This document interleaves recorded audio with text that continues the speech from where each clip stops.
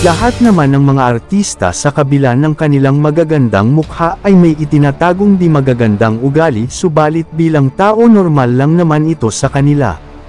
Ito nga ang pinag-uusapan sa ngayon sa actress na si Christine Hermosa.